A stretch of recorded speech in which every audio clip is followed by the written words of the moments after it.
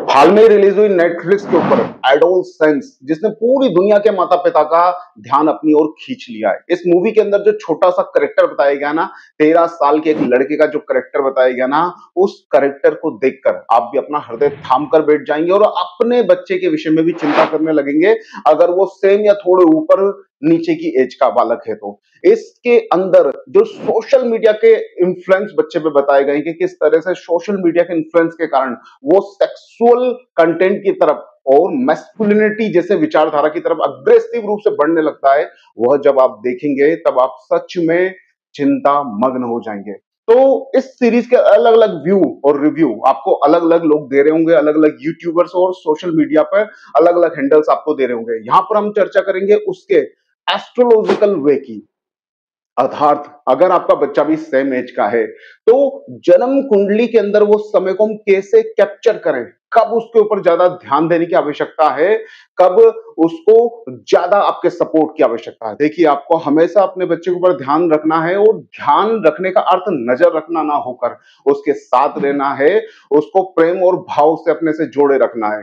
Astrological वे में सिर्फ हम कुंडली के द्वारा यह समझने की कोशिश करते हैं कब वो बच्चा ऐसी किसी मेंटल सिचुएशन से गुजर सकता है जब उसे आपके ध्यान की ज्यादा आवश्यकता हो। तो इस वीडियो को बहुत ध्यान से देखिएगा, बहुत छोटा सा वीडियो है और यह वीडियो आपके जरूर काम आएगा। तो शुरू करते हैं इस वीडियो को, कब आपके बच्चे को आपकी सबसे ज्यादा नीड होगी।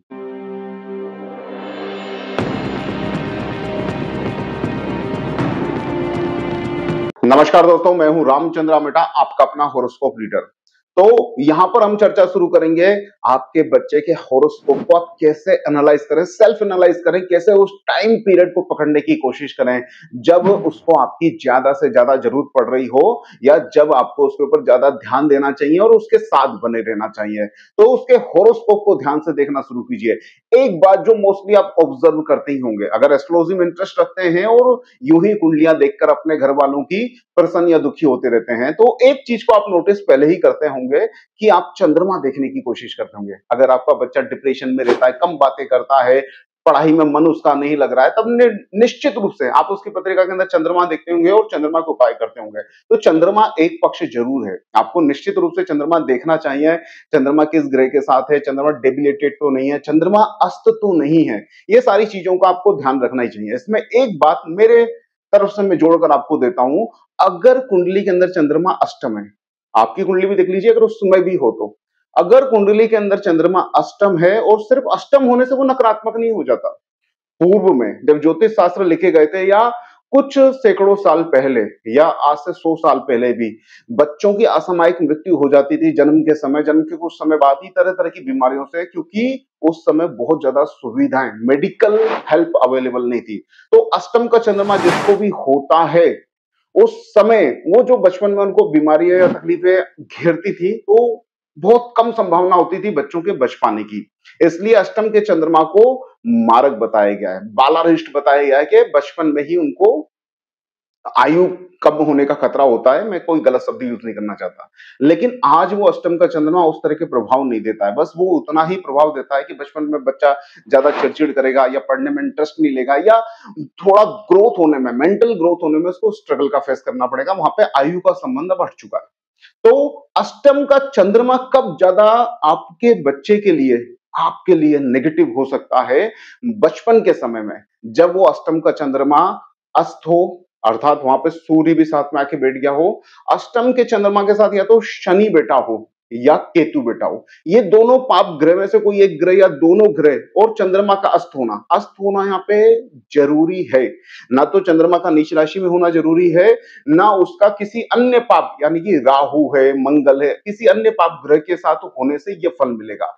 मात्र चंद्रमा अगर बच्चे की कुंडली के अंदर शनि के साथ है, अस्त है, अष्टम भाव में है, या केतु के साथ है, अस्त है या और अष्टम भाव में है, तब जाकर चंद्रमा की दशा अंतरदशा अगर बचपन में लगी हुई है आपके बच्चे को, अगर चंद्रमा की दशा अंतरदशा के अंदर वो इस समय है, तो निश्चित रूप से उसको आपके बहुत ज्यादा सपोर्ट की आवश्यकता होगी।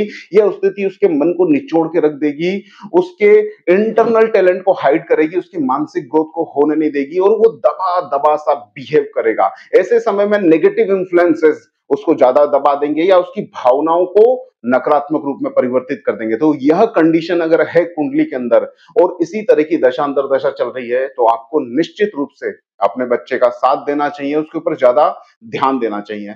दूसरी कंडीशन जो आपको ध्यान रखनी है, जो अक्सर अच्छे से अच्छे ज्योतिषी भी छोड़ देते हैं।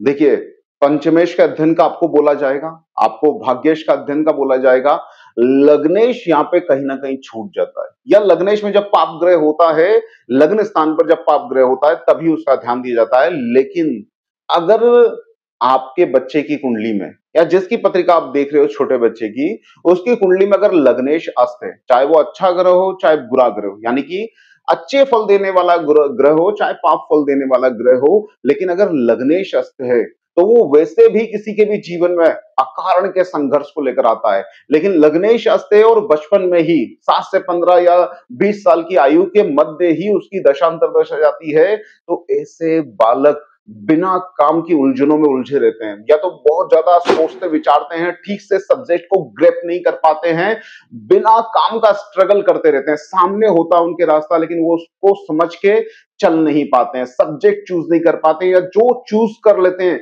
उसके लिए उनके मन के अंदर ड्यूलिटी वाले भाव होते हैं कि मुझे लेना चाहिए था या नहीं लेना चाहिए था, डायलेमा क्रिएट हो जाता है। तो अगर आयु है कम, बच्चे हो आप या आपके बच्चे की आप पत्रिका देख रहे हैं और ये योग देख रहे हैं कि लग्नेश अस्त है और उसी की दशांतर दशा है, तो निश्चित रूप से आपको अपने बच्चे के ऊपर ज्यादा ध्यान देना चाहिए, ज्यादा सपोर्टिव मैनर में उसके साथ खड़े होना चाहिए, उसकी मानसिक उलझनों को समझना चाहिए और उससे निकालने के लिए या निकलने के लिए अपने बच्चे का आपको साथ देना चाहिए। एस्ट्रोलॉजिकली उपाय के अंदर, ये व्यवहारिक उपाय, एस्ट्रोलॉजिकल उपाय के अंदर चंद्रमा की और जो लग्नेश अस्त है उसकी, जिसकी दशा अंतरदशा उसको चल रही है, उसकी शांति करनी चाहिए। उसके गृह जाप किसी विद्वान ब्राह्मण को या जिसको ये कर्म करने आते हैं उसको बुलाकर उसकी शांति निश्चित रूप से करवानी चाहिए। इससे भी आपके बच्चे को सपोर्ट मिलेगा। अगेन, जैसा कि मैंने वीडियो के पूर्व में ही कहा था कि बच्चों पे नजर नहीं रखना है, वो नहीं कर पाएंगे आप। उनके हाथ में चौबीसों घंटे के ऐसा गैजेट है जो अलग अलग तरह से उनको इन्फ्लुएंस कर रहा है। अधिकतम टाइम उनका स्कूल में गुजर रहा है जहां पर क्या होता है बहुत ज्यादा आप नहीं नजर रख पाते, बहुत ज्यादा नहीं देख पाते हैं। ऐसे में आपका प्रेम, ऐसे में आपका भाव पूर्वक उनसे जुड़े रहना, ऐसे में उनके साथ बने रहना ही एकमात्र उपाय है अपने बच्चों को सही डेवलपमेंट और ग्रोथ देने का। साथ ही जो ग्रह उनके ऊपर नेगेटिव असर डाल रहे हैं, जिन ग्रहों के कारण उनकी कुंडली दबी और नेगेटिव हो रही है, उनका उपाय जरूर कीजिएगा। अपने पास के ही किसी विद्वान को बुलाकर अनुष्ठान कराइएगा, पूजन कराइएगा, जप कराइएगा। इससे निश्चित आपके बच्चों को सपोर्ट मिलेगा। और अच्छा लगा अगर ये वीडियो तो इसको लाइक कर दीजिएगा और उन मित्रों को शेयर कर दीजिएगा जो अपने बच्चों के लिए स्ट्रगल कर रहे हैं। नमस्कार दोस्तों, जय श्री कृष्णा।